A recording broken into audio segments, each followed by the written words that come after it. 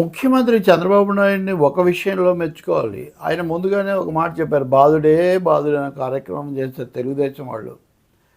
అప్పుడు చెప్పారు వైసీపీ ప్రభుత్వం జగన్మోహన్ రెడ్డి ముఖ్యమంత్రిగా విపరీతమైన పన్నులు వేసి వసూలు చేస్తున్నారు. సరే ట్రోప్ ఛార్జీలు, చెత్త పన్ను ఇలాంటివి ఉన్నాయి కాబట్టి దాన్ని ప్రజా సంఘాలు, వామపక్షాలు కూడా విమర్శించాయి. కానీ ఇప్పటికి వచ్చేసరికి ఇది పెరుగుతోంది ధోరణి. చూడండి తాజాగా ఇది టోల్ బాదుడుకు రంగం సిద్ధం. టోల్ బాదుడు ఎక్కడ? హైవేలో ఎలాగూ టోల్ గేట్లు భారీగా కట్టడానికి మనం అలవాటు పడ్డాం. ఛార్జీలో ఒక 3/4 వంతు 5 వంతు వరుసగా ఓఆర్ఆర్లు లేకపోతే ఇంకొక పేర్లతో అవేమీ లేకుండా నేషనల్ హైవేస్ డెవలప్ చేసామని తీసుకోవడం జరుగుతూనే ఉంది.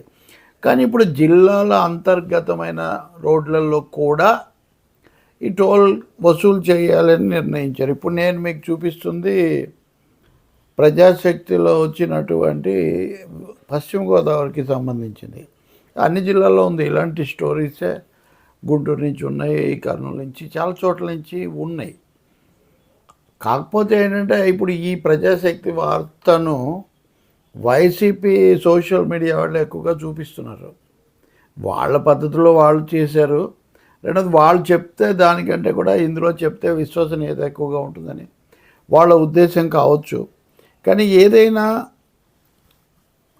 బాదుడే బాదుడు అని చేసినటువంటి తెలుగుదేశం పార్టీ, జనసేన, ఎన్డీఏ ప్రభుత్వం ఇప్పుడు ఈ బాదుడు, కొత్త టోల్ బాదుడు మొదలు పెట్టడం అనేది మొదటి జాబితాలో 2 జిల్లాల్లో 3 రోడ్ల ఎంపిక.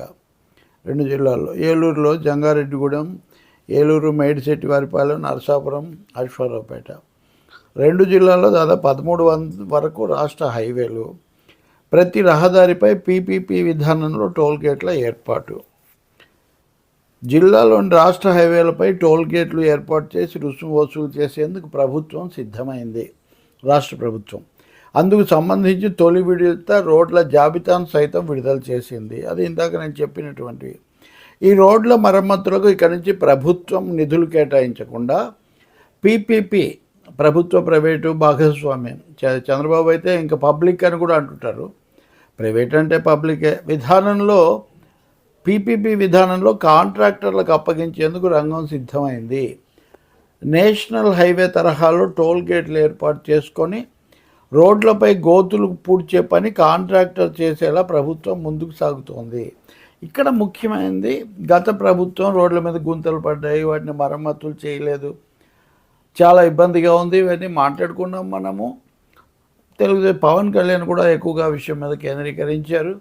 ఇప్పుడు అవి చేస్తాం అంటున్నారు. కానీ చేస్తాము, కానీ మేమేం డబ్బులు ఖర్చు పెట్టాం, మీ దగ్గర టోల్ గేట్ వసూలు చేస్తాం టోల్ అనేది వాళ్ళు చెప్తుంది. రవాణా ఛార్జీలు భారీగా పెరిగడంతో అన్ని వస్తువుల ధరలు పెరిగి ప్రజల నెత్తిన పడనుంది. ఇప్పుడు 13 రాష్ట్ర రహదారులు ఉన్నాయి. ఉదాహరణకు గోదావరి జిల్లాలో ఈ రోడ్లన్నీ నేషనల్ హైవేలకు అనుసంధానం ఉన్నాయి. ఇప్పటికే జిల్లా పరిధిలో నేషనల్ హైవేపై కలపర్రు, ఉంగుటూరు ప్రాంతంలో 2 టోల్ గేట్లు ఉన్నాయి. కారుకు 105, లారీలకు 250 నుంచి టైర్ల సామర్థ్యం బట్టి టోల్ వసూలు చేస్తున్నారు. బస్సులకు అదే పరిస్థితి కొనసాగుతుంది. బస్సుల్లో తమాషా అంటే అందరి దగ్గర వసూలు చేస్తారు ఆ టోల్, అక్కడ పెట్టేది నిజానికి కట్టేదంతా ఉండదు. సో దీనివల్ల ఏమవుతుందంటే ఈ వాహనాలు రాకపోకలు ఇవన్నీ పెరిగే కొద్దీ ఈ భారాలు కూడా పెరుగుతాయి. కాబట్టి దీన్ని ఈ విధంగా చేయొద్దు అని చాలామంది ఎక్కడికక్కడ కోరుతున్నారు. ఇలాంటి నివేదికలు ఇంకా చాలా ఉన్నాయి. ఇందాక నేను చూపించింది గోదావరి, ఇది గుంటూరు జిల్లా. ఇది ఉమ్మడి గుంటూరు జిల్లాలో 4 రహదారుల ఎంపిక.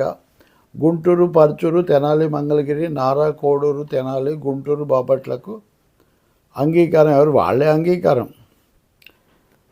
సో వీటి వల్ల మళ్ళీ వీటి మీద ఛార్జీలు అంటే రిపేర్ చేసినట్టే ఉంది, కానీ ఆ రిపేరీ భారం అంటే రోడ్ల మీద గుంతలు కాస్త మన జేబులకు గుంతల్లాగా మారిపోయే పరిస్థితి ఇక్కడ వస్తుంది. ఇది చాలా ఆందోళనకరమైంది, అభ్యంతరకరమైంది కూడా. ఎందుకంటే గతంలో కూడా చంద్రబాబు నాయుడు ముఖ్యమంత్రిగా ఉన్నప్పుడు ఈ యూజర్ ఛార్జీలు అనే వాటిని భారీగా పెట్టడం అనేక విమర్శలకు దారితీసింది. అది ఆఖరికి ఆసుపత్రులు వీటిని కూడా చేసినటువంటి పరిస్థితి. కాబట్టి ఈ బాధుడే బాధుడు అనే అంశం సరే, ఇప్పుడు వైసీపీ వాళ్ళు ప్రతిపక్షంలో ఉన్నారు కాబట్టి వాళ్ళు దీన్ని చూపించవచ్చు, చూపించడంలో తప్పేం లేదు.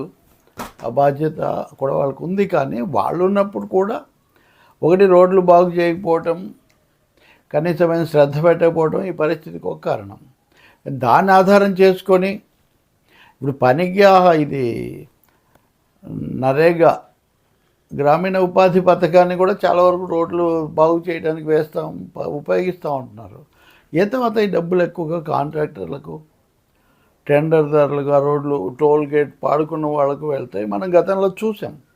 టోల్ గేట్ అక్కడ పెట్టిన తర్వాత వసూలు చేసే టోల్కు, అందులో రికార్డ్ చేసే టోల్కు చాలా తేడా ఉంటుంది. మేము అన్నీ కంప్యూటరైజ్ చేసామని చెప్పొచ్చు, కానీ అసలు ఆ పాడుకునే వాళ్ళకు ఉండేటటువంటి మొదటి లెక్కనే అసలు వాళ్ళు దీంతోనే బయలుదేరుతారు. తర్వాత జిల్లాల్లో ఒక చోటు నుంచి ఒక చోటికి పోవాలంటే కూడా మధ్యలో టోల్ కట్టాల్సి వస్తే ఇంకా ప్రజలకు ఎంత భారం అండి అది. తప్పకుండా దీన్ని లేకుండా చేయాల్సిన బాధ్యత ఉంది. టోప్ ఛార్జీలు లాంటివి, విద్యుత్ శక్తివి, ఆ సమస్య కూడా ఒకటి ఉంది. వరుసగా ఇప్పుడు పీపీపీపీ అని 4 పీలు చెప్పి ఏం చెప్పినా కానీ ఇవన్నీ ప్రైస్ రేట్స్ పెరగడానికే దారితీస్తాయి. సరే, దీన్ని చూపిస్తున్న YSR party social media okay, చూపిస్తే మంచిదే. కానీ వాళ్ళు కూడా తమ హయాంలో కూడా అనేక రూపాల్లో భారాలు ఎలా పెంచారు. సంక్షేమం గురించి చెప్పడం, పథకాలు బటన్ నొక్కడాలు బాగానే ఉంది, కానీ ఇవి కూడా ఎన్ని పెంచారు అది కూడా ఆలోచించాలి కదా.